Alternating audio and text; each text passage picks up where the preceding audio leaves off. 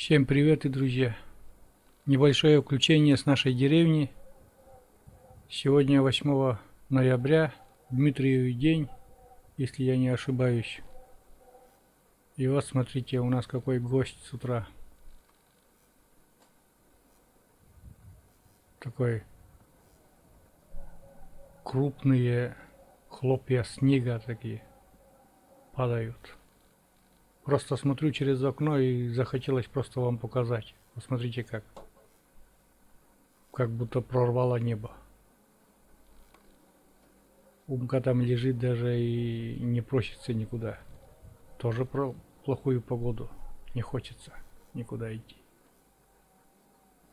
Смотрит он в уголочке, сидит, лежит и смотрит. Вот так выглядит